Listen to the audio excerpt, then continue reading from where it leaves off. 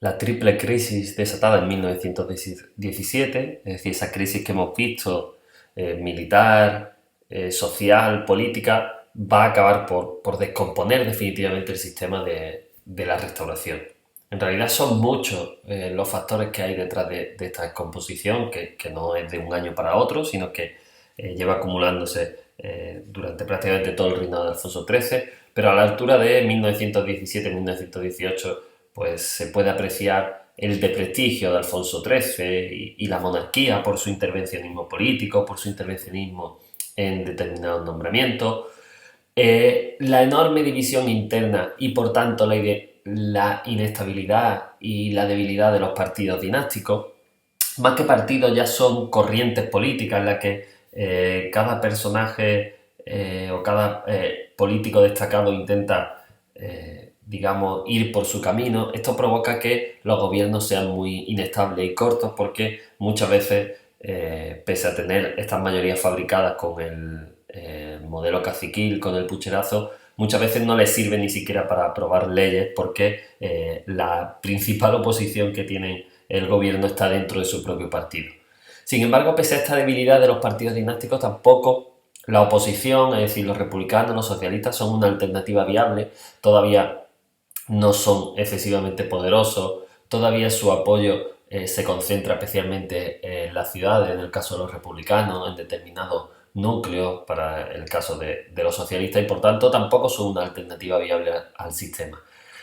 Además, quizá uno de los factores más positivos que había tenido la restauración en su primera etapa, en la etapa canovista, que fue el alejar al ejército de la vida política, esto se va perdiendo. El ejército, como hemos visto, está bastante enfadado con la situación y empieza a presentarse además como casi la única alternativa a esta descomposición del sistema, a este sistema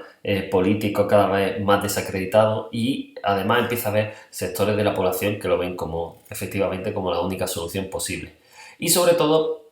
hay un aumento de la conflictividad social tremenda. Las organizaciones obreras se ven fortalecidas por el ejemplo de la Revolución Rusa, y hay una gran conflictividad social, un gran enfrentamiento entre patronos y obreros. De hecho, en esta época tenemos, por ejemplo, el denominado trienio bolchevique, aproximadamente entre 1918 y 1921, que se da en el campo andaluz, con ocupaciones de tierra,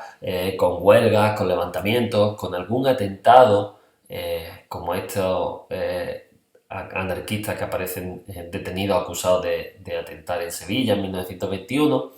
Como decimos, pues en el campo andaluz hay una gran conflictividad. También hay una importante conflictividad y reivindicaciones en el mundo obrero. Es famosa la huelga de la canadiense en 1919, que duró prácticamente 2 meses y que tuvo como resultado la aprobación, sí que lograron su objetivo, la aprobación de la jornada laboral de 8 horas. Y sobre todo es relevante en este periodo los llamados años del pistolerismo. Los atentados que se producen desde anarquistas contra propietarios, contra políticos, contra fuerzas del orden, pero también de la asociación de empresarios que se une para contratar a pistoleros de sueldo que asesinen a dirigentes obreros. Aquí tenemos un ejemplo de estas dos caras de este enfrentamiento social, de estos llamados años del pistolerismo, donde se asesinó o fue asesinado, por ejemplo, el político, el dirigente conservador Eduardo Dato, y también uno de los más importantes dirigentes sindicales de la CNT, en este caso, como Salvador Seguí. Esta conflictividad social, muy presente sobre todo en Barcelona, va a ser uno de los factores fundamentales que expliquen el posterior golpe de Estado de Primo de Rivera. El otro gran problema a nivel político y social también es la guerra de Marruecos, que sigue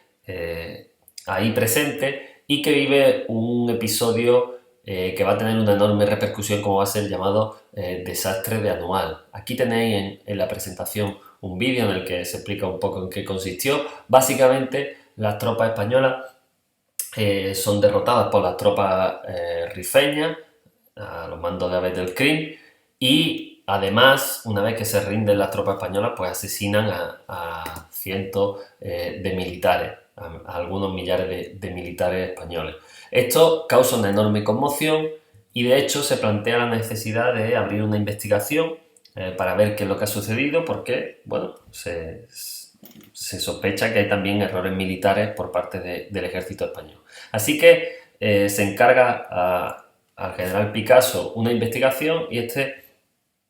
concluye con el expediente Picasso, que no llega a llevarse al Parlamento porque antes